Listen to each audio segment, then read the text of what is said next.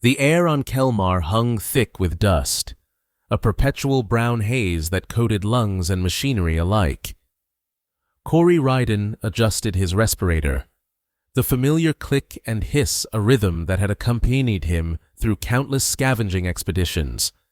His scanner hummed weakly, its power reserves dwindling after 8 hours combing through the wasteland that had once been the Eastern Military District. "Come on," he muttered, tapping the device against his palm. Just one more decent find. The war had left Kelmar a graveyard of technology.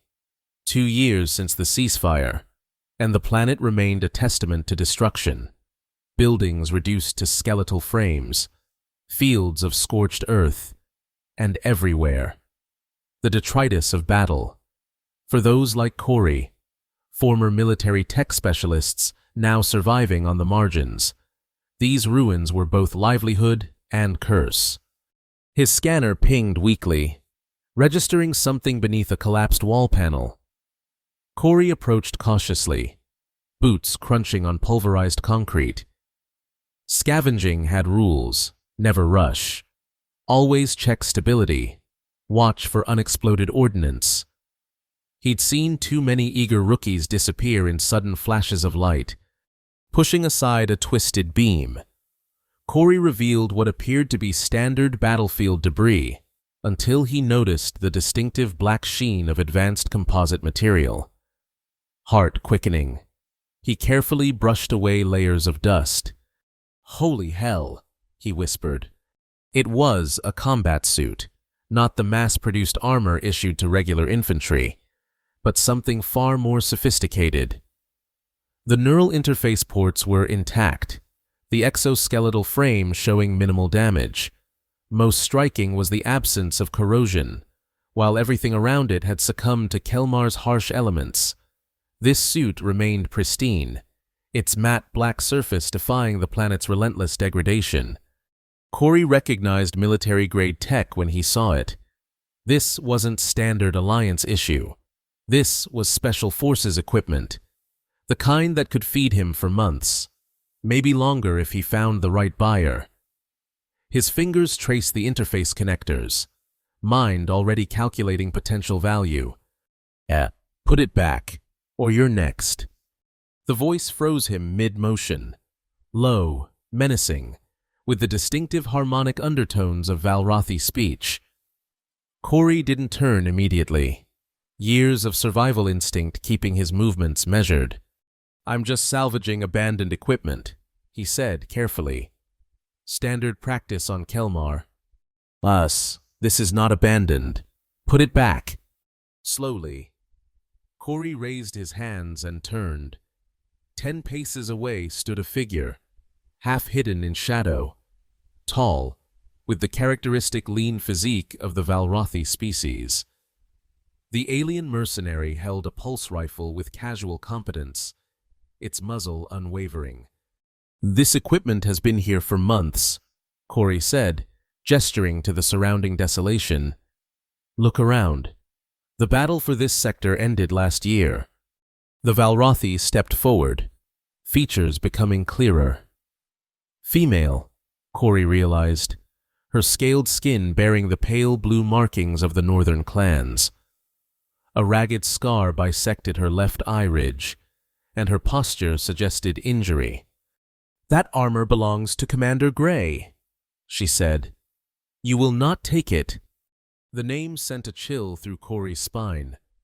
Commander Lane S. Gray had been a controversial figure, brilliant tactician, decorated officer, ultimately court-martialed for alleged war crimes. His Special Forces unit, comprised of both human and Valrothi operatives, had been deployed on missions so classified that rumors still circulated about their true nature. "Gray's dead," Corey said carefully. "His entire unit was wiped out in the Zenith Valley massacre." Something flashed in the Valrothi's eyes. Pain, anger, something deeper.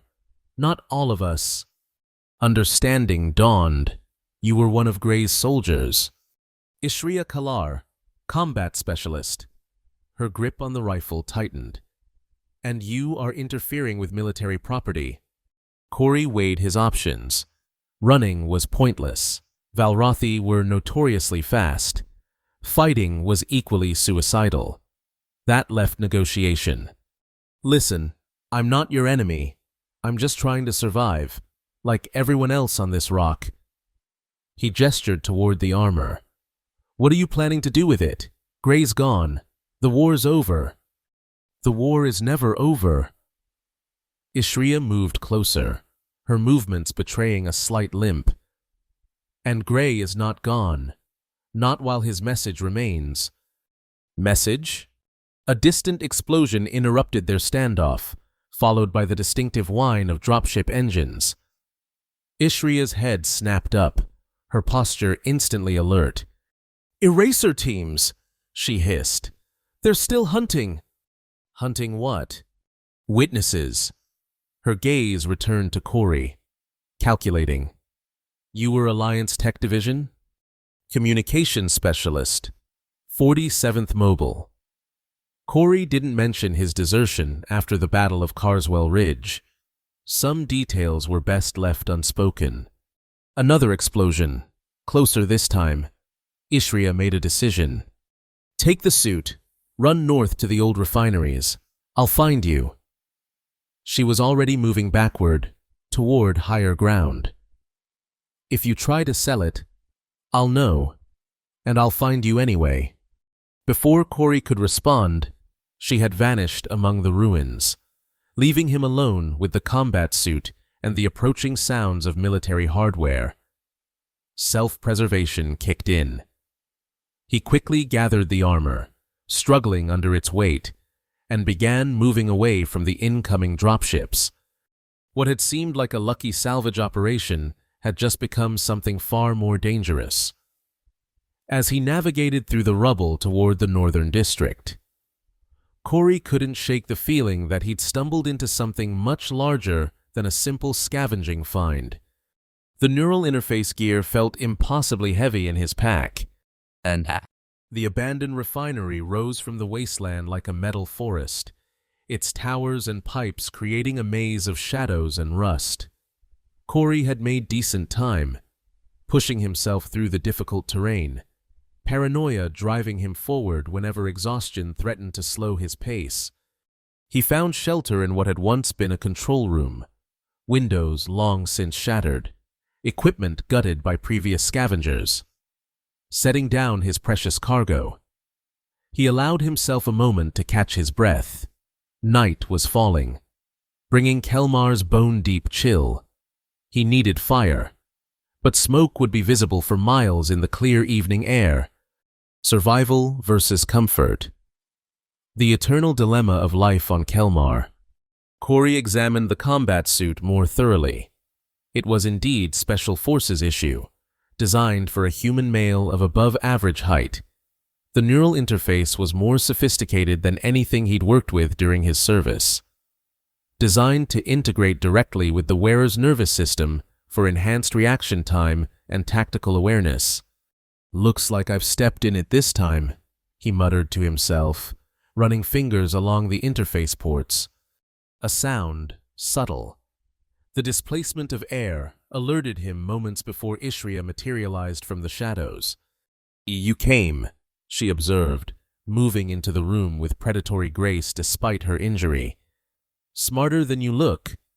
Didn't have much choice with returned Alliance dropships combing the area. Corey gestured toward her leg.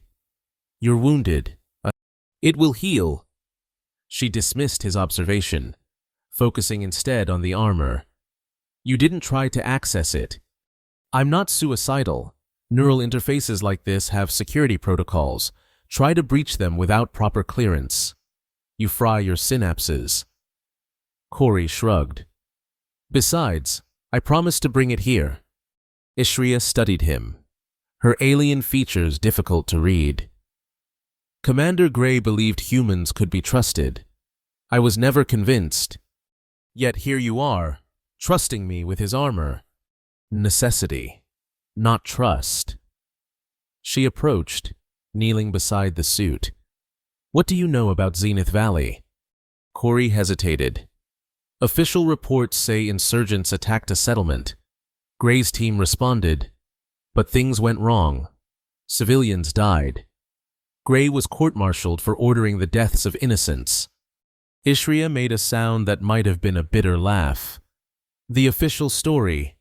Convenient. And the real story.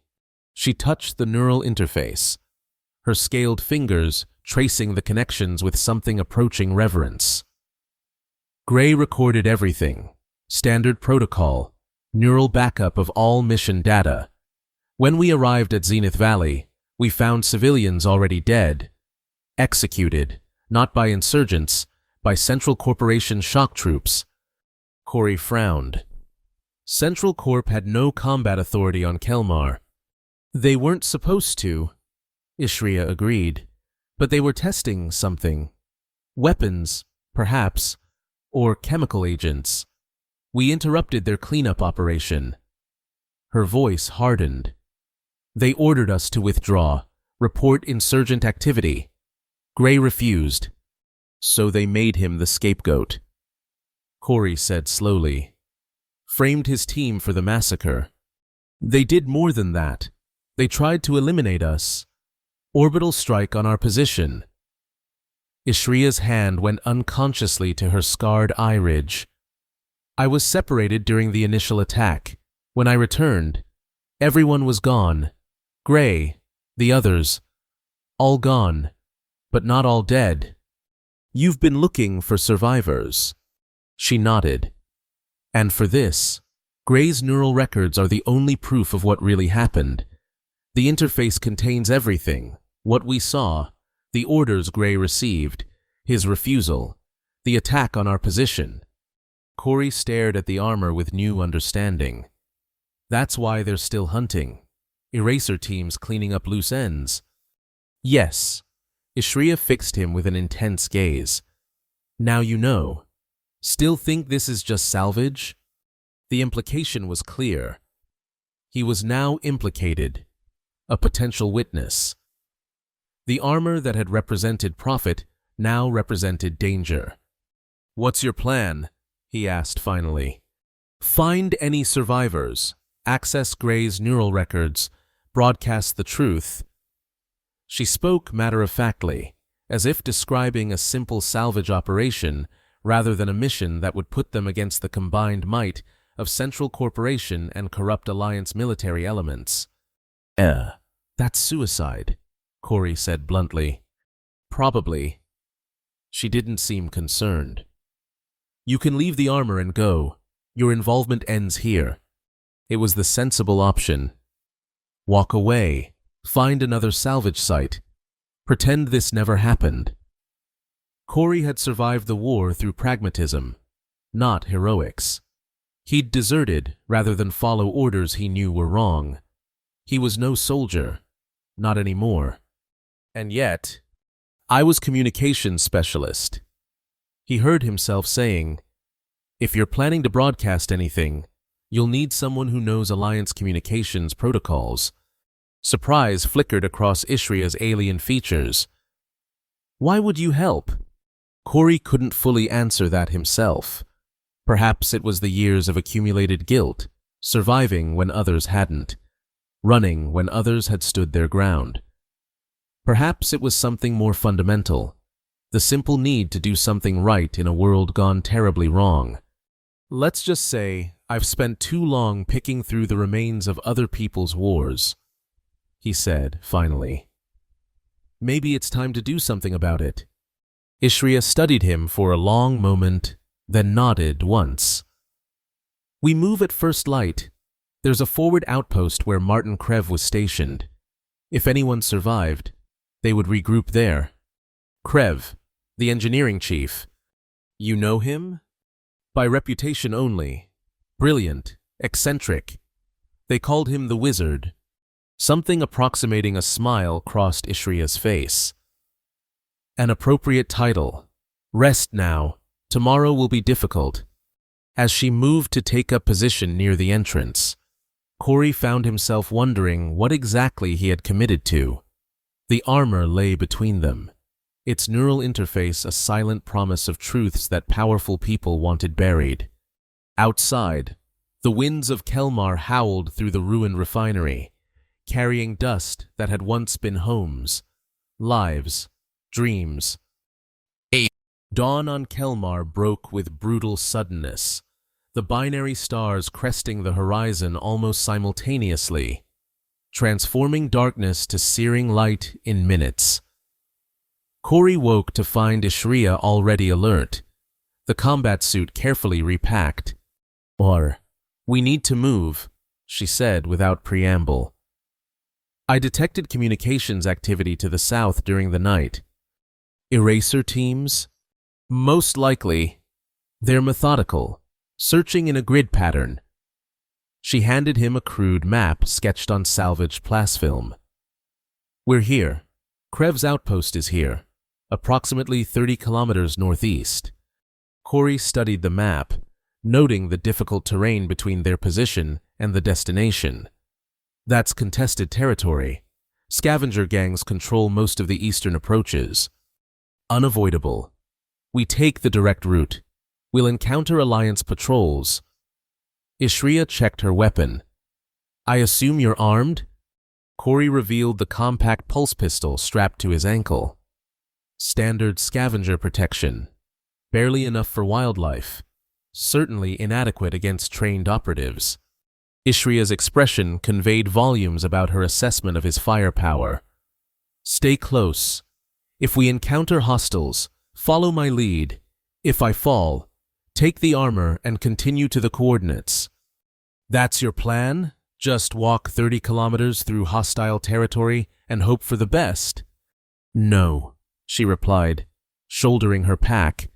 "My plan is to walk 30 kilometers through hostile territory, avoid getting killed, and reach allies who can help us access the neural interface.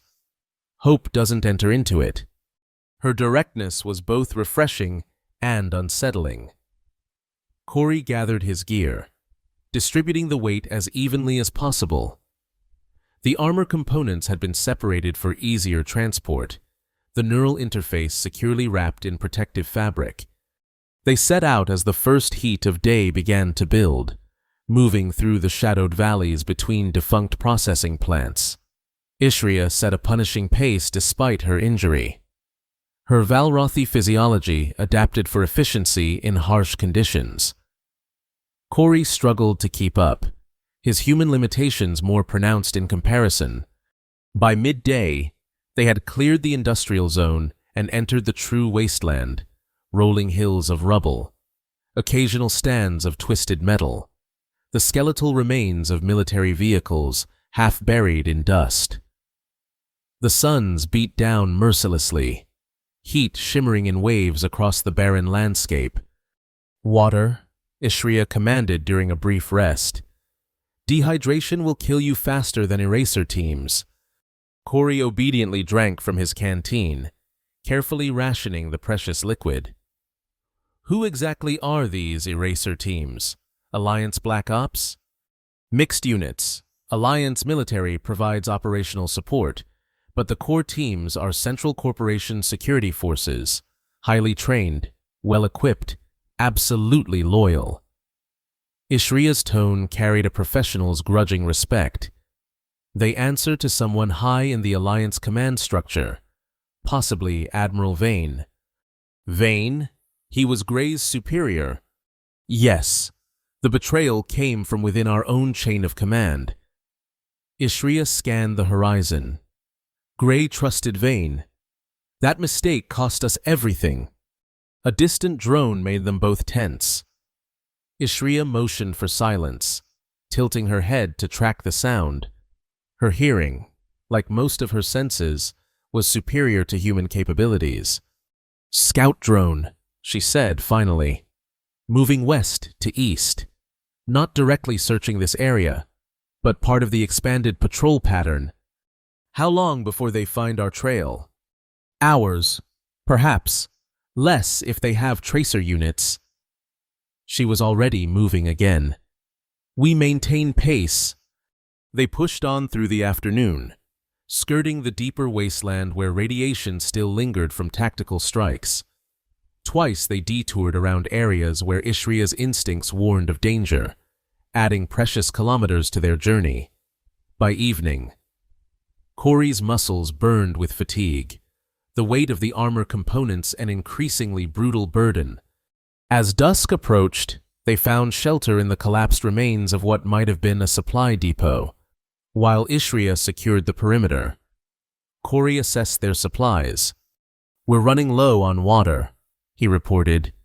"Maybe enough for another day if we stretch it." "There's a seasonable stream 10 kilometers ahead," Ishria replied. Returning from her patrol, "We'll refill there. Assuming it hasn't dried up, this season's been unusually arid. Then we adapt." She settled against a wall, checking her weapon with practiced efficiency. "You should eat something. Your energy reserves are depleting." Corey unwrapped a protein concentrate, the bland emergency ration barely registering as food. "So tell me about Gray," he said, hoping conversation might distract from the tasteless sustenance. "What kind of commander was he?" Ishria was silent long enough that Corey thought she might ignore the question. Finally, she spoke, her voice softer than he'd heard before. "He understood duty, not as blind obedience, but as moral obligation." She seemed to be choosing her words carefully. "Humans often distrust Valrothi. We are mercenaries, they say, loyal only to payment. Gray never saw us that way. He judged by actions, not species." "Yeah, that's rare," Corey acknowledged, "especially during wartime." "He was rare." Her tone became distant. "When we found the civilians at Zenith Valley, 87 dead, including 26 children, the Alliance Command ordered immediate withdrawal. Report insurgent attack. Continue mission elsewhere. Gray refused, said we had obligation to truth." "And that's when they turned on you?" "Not immediately. First came threats, warnings about classified operations, security protocols.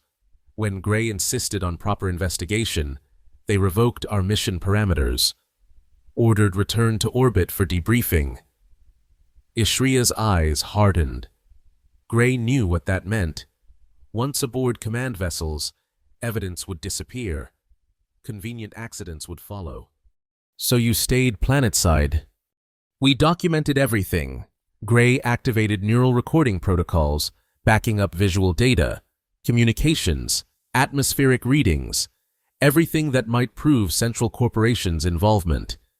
We transmitted initial findings to Alliance Command, thinking some would listen. A bitter sound escaped her. The orbital strike came 20 minutes later. Corey absorbed this, understanding better why Ishria had dedicated herself to this seemingly impossible mission. It wasn't just about clearing Gray's name. It was about honoring his final stand for truth. "Get some rest," Ishria said, ending the conversation. "I'll take first watch." Corey didn't argue. His body demanded sleep, though his mind raced with new information. As he drifted into uneasy slumber, he wondered about the contents of the neural interface. What exactly had Gray witnessed? What evidence was so damning that powerful people would still be hunting for it 2 years later? And most troubling, what would happen when they finally accessed those records? The attack came before dawn, sudden and precise. Corey jolted awake to the distinctive whine of pulse weapons and Ishria's sharp command. "Move, now!" His training took over. He grabbed the pack containing the neural interface and rolled away from his sleeping position seconds before it erupted in explosive fire. Smoke filled the confined space, visibility dropping to 0. Something grabbed his arm. Ishria, pulling him toward what he hoped was an exit. "Eraser team!" she hissed, firing her rifle blindly behind them. "At least 6 operatives. They've surrounded the eastern approach." They burst from the smoke into the pre-dawn darkness. Immediately, targeting lasers painted the ground around them. Ishria shoved Corey hard, sending him tumbling behind a concrete barrier as shots sizzled through the air where he'd stood. "North exit," she called, already moving, her form a blur of motion. "On my signal, run, don't stop, don't look back." Corey checked the neural interface, intact in its protective wrapping. His pulse pistol seemed laughably inadequate against the firepower being directed at them, but he gripped it anyway. Ishria fired several shots in quick succession, then shouted, "Now!" He ran, keeping low, zigzagging between cover points as she had taught him during their journey. Behind him, the distinctive sound of Ishria's rifle maintained a steady rhythm, covering his retreat. The northern perimeter appeared clear, just as she'd predicted. Then pain exploded in his left shoulder, a grazing shot, cauterizing as it cut. Corey stumbled but kept moving, blood pounding in his ears. The terrain ahead sloped downward into a ravine. If he could reach it, the natural depression would provide cover. A shadow detached itself from the darkness ahead. Corey raised his pistol, then recognized Ishria's distinctive silhouette. She had somehow circled around, anticipating his path. "Keep moving," she ordered, supporting him briefly. "They're calling for air support." "How did they find us?" "Tracer units. They detected the neural interface's passive signature." Her voice carried rare urgency. "We need to reach the stream crossing. Flow will mask our trail." They pushed on through the darkness, the sounds of pursuit growing more distant. Corey's wounded shoulder throbbed, but the shot had cauterized cleanly, minimizing blood loss. By the time the first hint of dawn lightened the sky, they had put significant distance between themselves and their attackers. The stream, when they reached it, was more than Ishria had promised. A proper river swollen by recent rainfall in the highlands. They followed its course for several kilometers before finding a suitable crossing point. "We can't outrun them forever," Corey said as they paused to refill water containers. "Not with tracer units tracking the interface." Ishria nodded grimly. "We need to activate it." "What? That's suicide. The moment we power it up, every eraser team on the planet will zero in on the signal." "Yes, but an activated interface can be shielded. Passive emissions cannot." She gestured to his pack. The armor was designed with combat stealth protocols. Once active, we can engage countermeasures. And how exactly do we activate it without a proper neural lab? This isn't standard equipment. The interface requires medical-grade connections. For the first time, uncertainty crossed Ishria's features. "That is problematic. I had hoped Krev would have the necessary equipment. And if he doesn't?" She didn't answer immediately, her attention caught by something downstream. Corey followed her gaze to see a thin column of smoke rising against the dawn sky, perhaps 5 kilometers distant. "That's not natural," he observed. "No, controlled burn, cooking fire, most likely." Ishria's posture shifted to alert readiness. "Could be scavengers. Could be Krev's people. Or an eraser team setting a trap. Possible. But we have few options." She secured her pack. "We approach cautiously. If hostile, we retreat. If friendly, we may have found allies." Corey wasn't convinced. But again, alternatives were scarce. They moved downstream, using the riverbank for cover, approaching the smoke source with increasing caution as details became visible. It was a small encampment, 3 repurposed military shelters arranged around a central fire pit.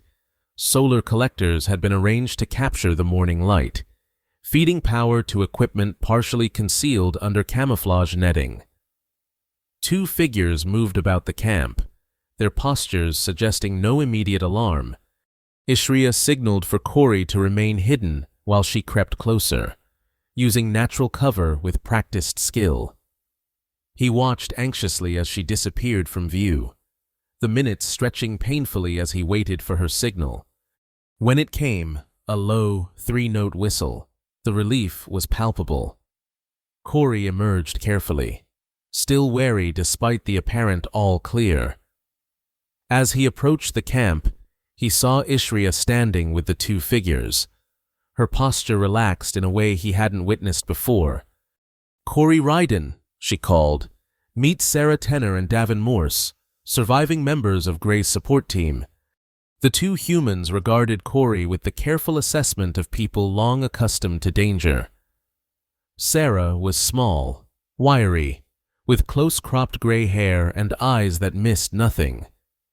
Davin towered beside her, his dark skin marked with the distinctive scarring of burn survivors.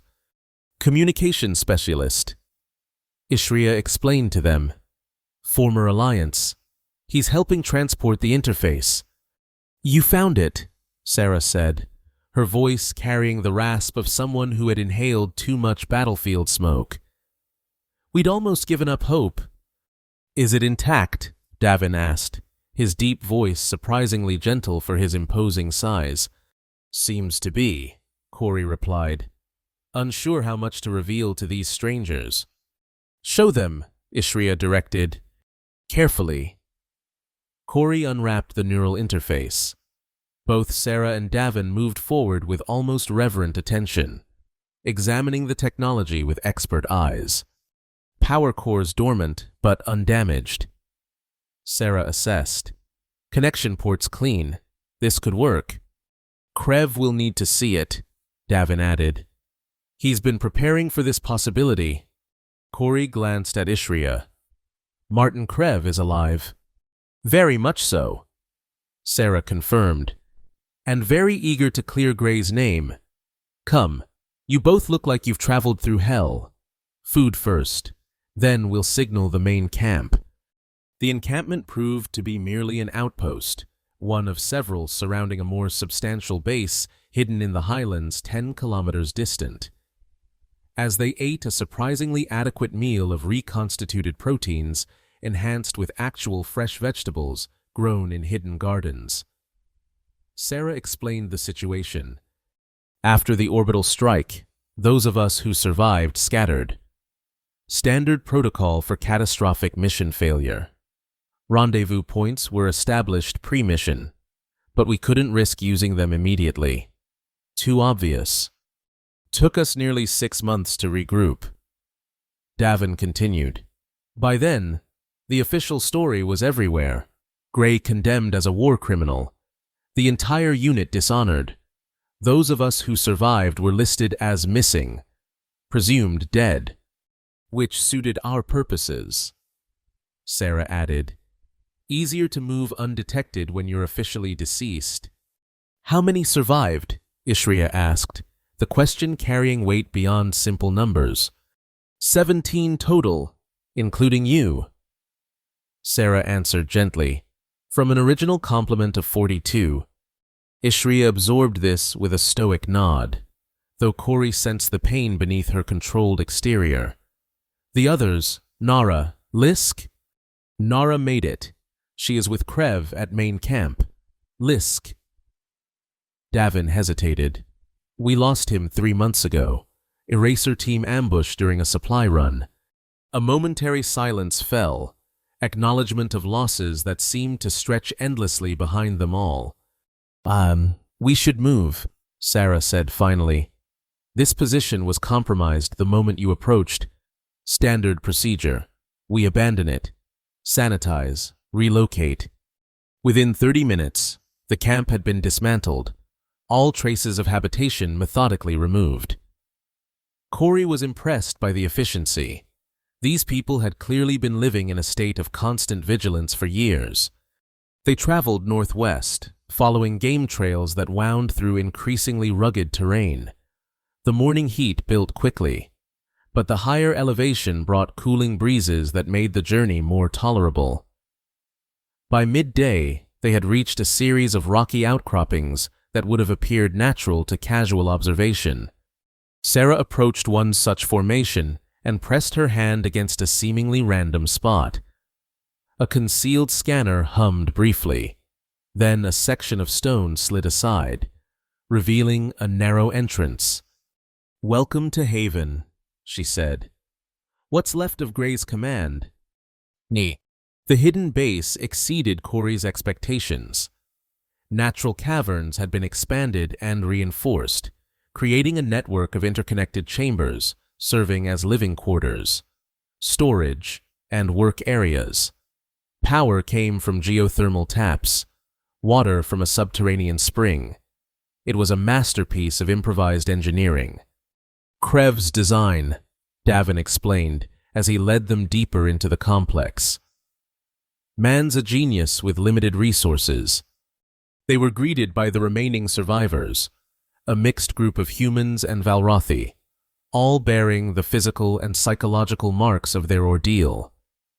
Among them, a female Valrothi with distinctive red-tinted scales rushed forward to embrace Ishria, the two communicating briefly in their native language.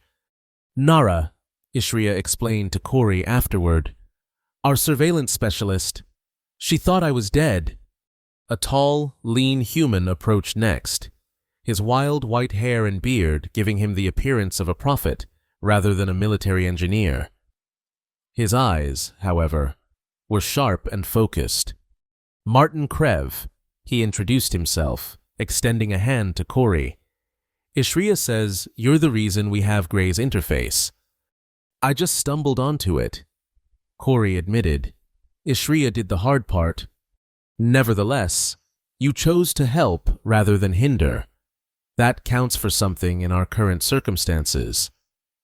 Krev turned to the neural interface, which Davin had carefully unpacked. "May I?"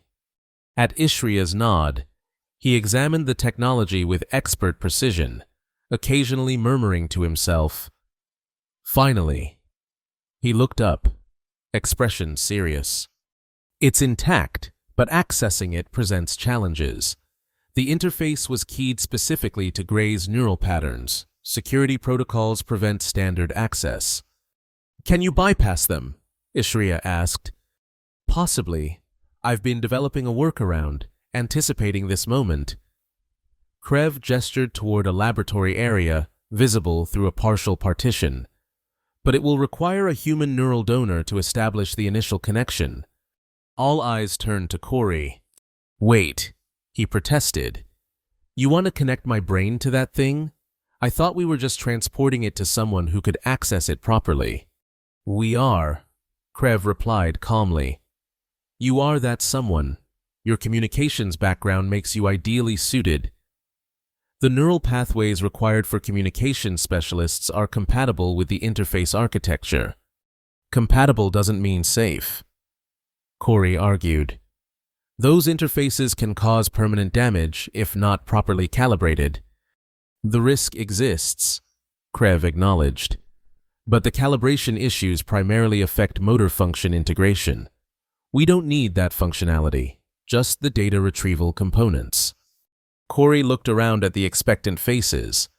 These people had sacrificed everything: homes, careers, safety, to preserve the truth Gray had died protecting.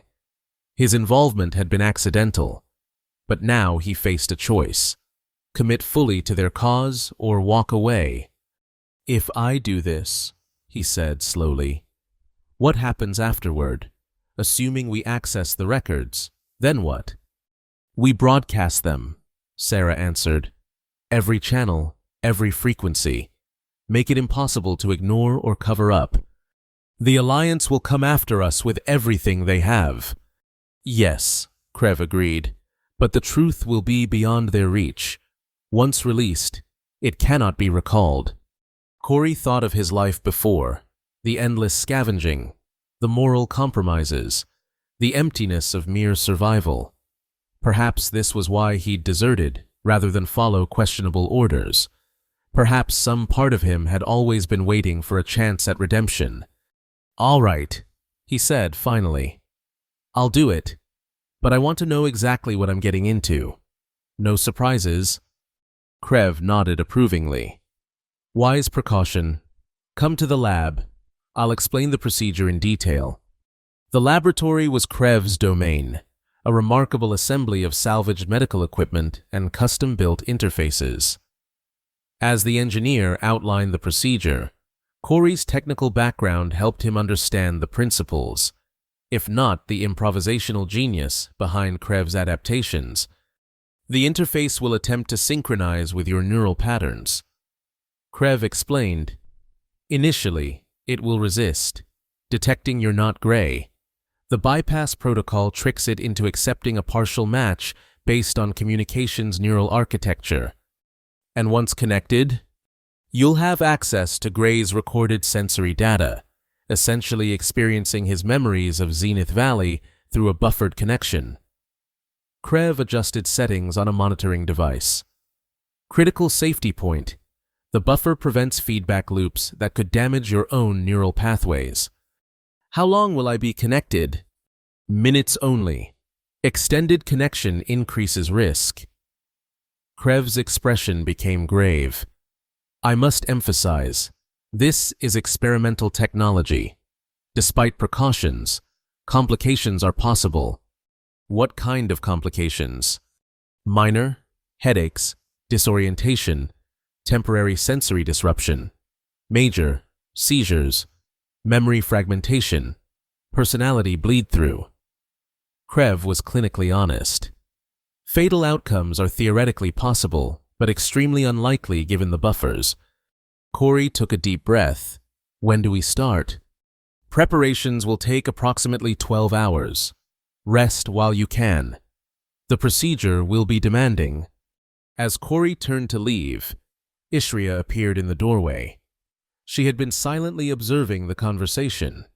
"You don't have to do this," she said when they were alone. "We can find another way." "Can you? Really?" Corey challenged. "After 2 years of hiding, how close have you come to accessing those records without someone like me?" Her silence was answer enough. "I'm doing this," he said, more gently. "Not just for you, or Gray, or the others who died. For myself, too. I've spent too long picking through the aftermath of other people's decisions. Time to make one of my own." Ishria studied him with those alien eyes that somehow conveyed more humanity than many humans Corey had known. "Gray would have liked you," she said finally. "He valued courage in unlikely places." Coming from her, it felt like the highest compliment. As the procedure room had been transformed, additional power converters hummed along the walls, channeling energy to the neural interface now suspended in a complex support structure. Monitoring equipment surrounded a reclined medical chair, where Corey now sat, trying to control his mounting anxiety. "Final systems check," Krev announced, moving between stations with practiced efficiency. "Buffers active, power distribution nominal, neural dampeners ready." Around the room, Gray's surviving team members watched with tense anticipation. This moment represented the culmination of years of hiding, planning, hoping. Ishria stood closest to Corey, her presence oddly reassuring. "Remember," Krev said, approaching with neural connectors. "Resist the urge to fight the interface. Allow the memories to flow without attempting to control them. You are an observer only." Corey nodded, lying back as Krev applied conductive gel to his temples and the base of his skull. The cold sensation made him flinch. Neural initiators engaging in 3, 2, 1. The world disappeared. Disorientation. Floating. Then, abruptly, solidity but not his body. Different height. Different weight distribution. Visual input sharper. Colors slightly shifted toward the ultraviolet spectrum. Military enhancement, Corey realized. Gray's augmented vision. Gray was moving through a settlement, prefabricated structures arranged in the standard colonial pattern. But something was wrong. No movement, no civilians visible. Life signs scanned negative across the grid. A voice reported, female, Valrothi, Nara, conducting initial surveillance. Proceed with caution. Gray responded, and Corey experienced the strange sensation of feeling vocal cords vibrate that weren't his own. Possible chemical or biological agent, full containment protocols. The team advanced through the settlement. The first bodies appeared, civilians sprawled in unnatural positions. No obvious wounds. No blood. Atmospheric analysis complete. Another voice reported. Traces of compound NT-37. Dissipated now, but concentration was lethal. NT-37. Central Corporation neurotoxin. Classified, military grade. Gray accessed his comm system. Command. This is Gray. Zenith Valley shows evidence of chemical attack. Civilian casualties. Requesting immediate medical and containment support. A pause, then a response. Gray. This is Command. Intelligence confirms insurgent activity in your sector. Withdraw immediately and report. Negative. Command. These aren't insurgent casualties. Evidence suggests NT-37 deployment. Central Corporation signature. Longer pause. Then a different voice. Higher authority. Admiral Vane. Commander Gray, this is a direct order. Your team will withdraw immediately. This operation is now classified Priority Black. No communications, no records. Gray's vitals spiked. Anger. Corey realized. Sir, with respect, we have 80+ civilian casualties. Evidence of prohibited chemical weapons. This requires... It requires your immediate compliance. Commander. Vane's voice hardened. Acknowledge the order. Gray turned, surveying his team, humans and Valrothi, all watching, waiting. His decision crystallized. Team, full documentation protocols. Record everything. Secure samples. Then, to Command. Admiral, we will complete our assessment and report findings through proper channels. Gray, this is your final warning. That settlement was insurgent-controlled. Central Corporation had authorized clearance for limited experimental operations. Stand down. Authorized clearance for murdering children. Gray's fury was palpable. I don't think even the Alliance Military Council approved that. The communication terminated. Gray immediately accessed a secondary channel, more secure. Limited distribution. All units, activate neural recording, full spectrum, continuous feed, backup to local and distributed storage. A pause. They're going to try to bury this. We won't let them. The memory shifted, accelerated. Corey Gray documenting bodies, taking samples, recording testimonials from team members, transmitting data bursts to secure Alliance channels not controlled by Vane's command structure. Then the warning, orbital targeting systems locking on, the frantic evacuation, the strike itself, blinding light, concussive force. The team scattered. Gray's final moments, injured, dying, recording still active. To whoever finds this, the truth matters. Zenith Valley wasn't insurgents. It was us, our side, testing weapons on our own people. Don't let them... Pain erupted through Corey's consciousness as the memory abruptly terminated. He was dimly aware of alarms, voices shouting, hands restraining him as his body convulsed. Neural cascade! Shutting down interface! Blood pressure dropping! Hold him steady! Then darkness.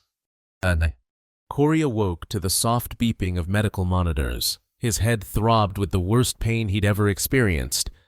but his thoughts were surprisingly clear.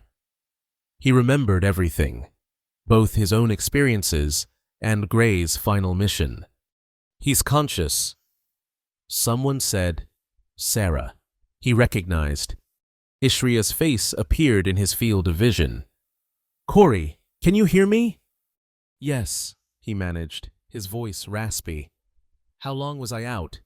17 hours, Krev answered, appearing at his other side. You experienced a neural feedback surge when Gray's recording terminated.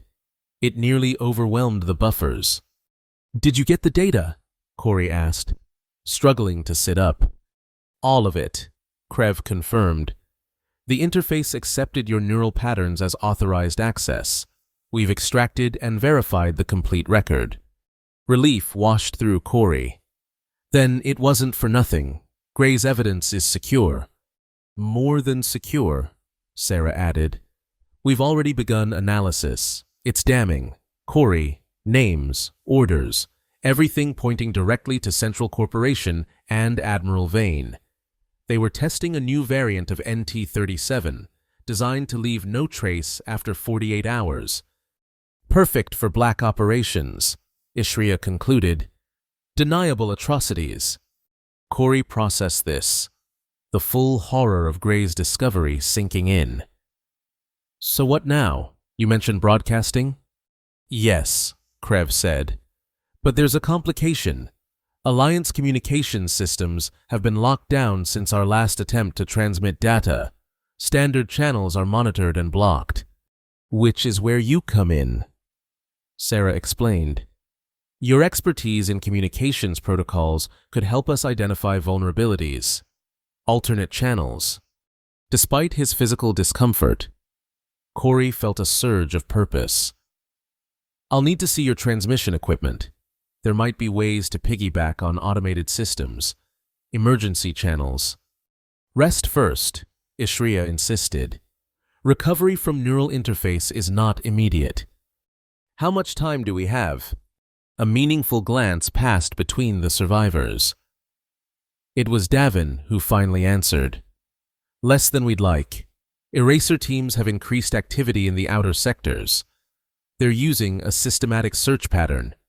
Eventually, they'll find us. Oh, then we work fast, Corey said, forcing himself to full alertness. Bring me the communications specs. I'll start now. The next 48 hours passed in a blur of focused activity. Despite ongoing headaches, after effects of the neural connection, Corey immersed himself in the challenge. The survivor's makeshift communications array was impressive but limited, lacking the power for wide-spectrum broadcasting. Working with Krev and Sarah, Corey identified a potential solution. Alliance Automated Weather Stations, he explained, pointing to a technical schematic. They broadcast continuously on emergency channels, designed to operate even during communications blackouts. Can we access them? Krev asked, intrigued. Not directly, but their maintenance protocols include a vulnerability. Corey indicated a specific subsystem. Periodic updates are pushed from central servers. If we can mimic an update package, we could inject Gray's data into the entire network simultaneously. How many stations are we talking about? Sarah asked. 17 across Kelmar, each with repeater satellites in orbit. Once triggered, the broadcast would reach every Alliance outpost, civilian settlement, and orbital facility. They'd shut it down quickly. Ishria observed. Yes, but not instantly. We'd have maybe 5 minutes before system administrators could isolate and terminate the broadcast. Corey looked at each of them. 5 minutes of truth, planet-wide. Is it enough? Davin wondered. It has to be. Krev decided, prepare the data package. We move on this immediately.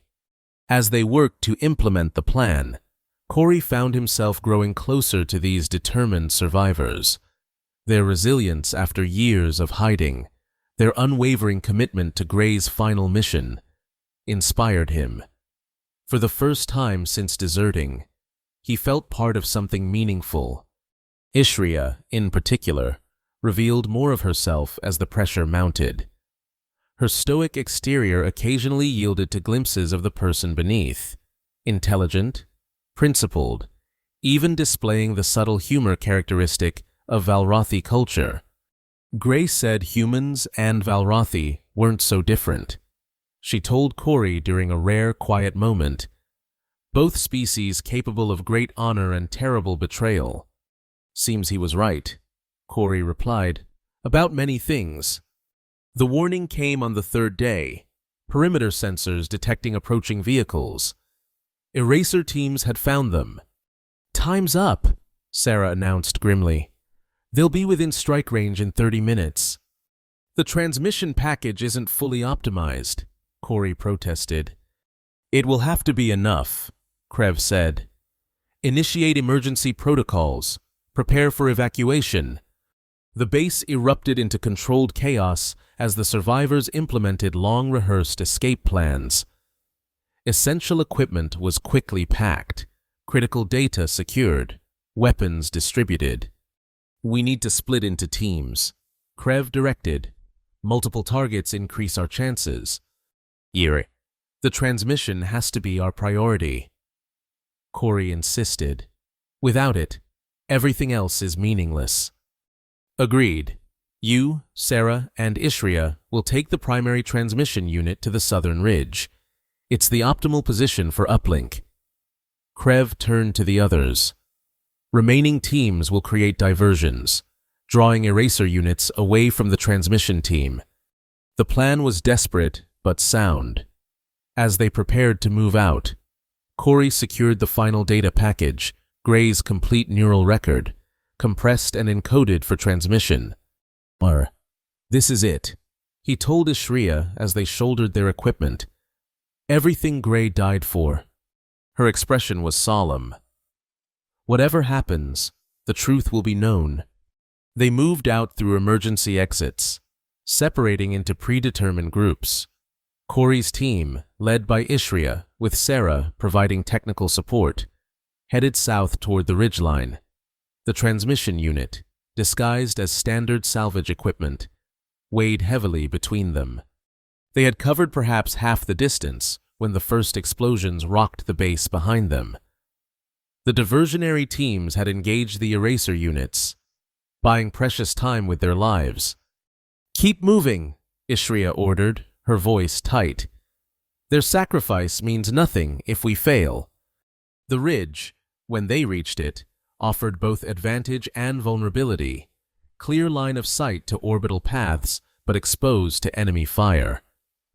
They quickly established the transmission array, Sarah and Corey working frantically to align the system while Ishria maintained perimeter security. Uplink established, Sarah reported, initiating authentication protocols. How long? Ishria asked, scanning the horizon. 7 minutes to full broadcast readiness, Corey answered, fingers flying across improvised controls. Weather station network is acknowledging our signal. Movement west, Ishria warned. Vehicle signatures. Eraser team approaching. Sarah checked her weapon. I'll delay them. Complete the transmission. Before Corey could protest, she had moved into position, taking cover behind rocky outcroppings that overlooked the approach. Ishria joined him at the transmission array. 5 minutes. He updated. The system is accepting our credentials. The first shots echoed across the ridge, Sarah engaging the approaching forces. Ishria's expression hardened. Keep working, she said, moving to support Sarah. Nothing stops the transmission. The firefight intensified as Corey focused on the final preparations. The weather station network had accepted their disguised update package, verification protocols running. 3 minutes to broadcast. A cry of pain drew his attention momentarily. Sarah had been hit. Ishria was dragging her to cover, returning fire with controlled precision. The eraser team was closing, their superior numbers becoming evident. 2 minutes. Corey, Ishria called. Sarah's down. How much longer? Almost there, he replied, making final adjustments. 90 seconds to broadcast. They're flanking us, Ishria reported. Too many. We need to hold position just a little longer. The transmission system chimed. Final verification complete. Broadcast sequence ready. It's done, Corey announced. Initiating now. He pressed the activation sequence. Across Kelmar, 17 weather stations simultaneously received the disguised data package, their automated systems accepting and immediately rebroadcasting across emergency channels. Gray's final testimony began streaming to every Alliance receiver on the planet. Broadcast confirmed, Corey reported, relief flooding through him. They can't stop it now. A sudden barrage of fire interrupted their moment of triumph. The Eraser team had reached their position, converging from multiple directions. Ishria pulled Corey down as shots tore through the transmission equipment, now redundant, its purpose fulfilled. We need to move, she urged. The ridge is compromised. They retreated, dragging the wounded Sarah between them, seeking cover among the rocky terrain. The pursuit was relentless, methodical, professionals determined to complete their mission despite the broadcast now underway. They won't stop, Sarah gasped, blood staining her side. Not while witnesses remain. Then we make our stand, Ishria decided, her voice carrying the finality of a warrior's resolve. Here, now. They found position in a natural depression, backs to solid rock, limited approaches for enemies to exploit. As the Eraser team closed in, surrounding their position, a moment of strange calm descended. It was worth it, Corey said, checking his nearly depleted weapon. Whatever happens now, Gray's truth is out there. Yes, Ishria agreed. It was worth everything. The Eraser team commander called out, his voice amplified. Surrender now. You're surrounded, outnumbered. There's no escape. Ishria looked to Corey, a question in her eyes. He nodded, understanding. They had one final card to play. Rising to her full height, weapon lowered but not discarded, Ishria addressed their attackers. The transmission is complete. Gray's neural records are now public across all Alliance channels. Your mission has failed. All the more reason to eliminate witnesses. The commander replied coldly. No one walks away from this. Kill us, and you confirm everything in that broadcast. Corey called out, joining Ishria in this last stand. Is that really what your superiors want? More evidence of their crimes? A moment of hesitation, the first crack in the Eraser team's resolve. In the distance, the sound of approaching vehicles reached them, but not military, civilian transports, moving fast. What's happening? The commander demanded, suddenly uncertain. The truth, Sarah answered weakly. People are responding to the broadcast. Civilians from the outlying settlements. They're coming. Indeed, the first civilian vehicles were appearing on the horizon, dozens, then hundreds.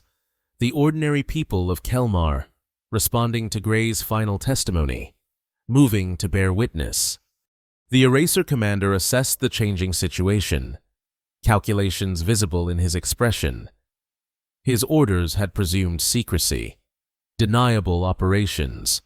Mass civilian casualties would only confirm the very crimes they sought to conceal. Stand down, he finally ordered his team. Mission parameters have changed.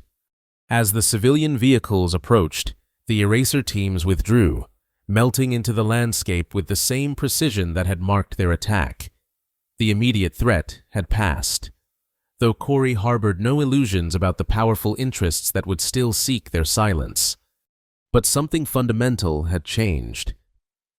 As the first civilians reached their position, ordinary settlers, miners, farmers, all drawn by Gray's broadcast. Corey recognized the shift. The truth, once exposed, had created its own momentum. Sarah was quickly transferred to a makeshift medical transport, her wounds serious but survivable. Corey and Ishria stood together on the ridge, watching as more vehicles arrived. People gathering, information spreading. "What happens now?" Corey asked, the adrenaline of their stand gradually fading. Ishria gazed across the growing crowd, her expression holding both weariness and something like hope. Justice, perhaps, or at least the beginning of it. In the distance, the remaining members of Gray's team were emerging from hiding, joining the gathering crowd. Krev had survived, as had Nara and several others. Their losses had been heavy, but not total. "Gray would be proud," Corey said, "of all of you, what you've accomplished." "Of us," Ishria corrected. "You chose to stand with us when you could have walked away. That makes you one of us." As the sons of Kelmar began their descent, casting long shadows across the wasteland, Corey realized she was right. Somewhere between finding that armor on a scrap heap and this moment, he had found something he thought lost in the war: purpose, belonging, the courage to stand for something beyond mere survival. The dust of Kelmar swirled around them, no longer just the remnants of destruction, but perhaps also the seeds of reconstruction. The truth Gray had died protecting was now indelible, coursing through communications channels, spreading from person to person, and standing amid the growing crowd. Corey Ryden, once deserter, scavenger, survivor, found himself part of something that might, against all odds, bring healing to this broken world.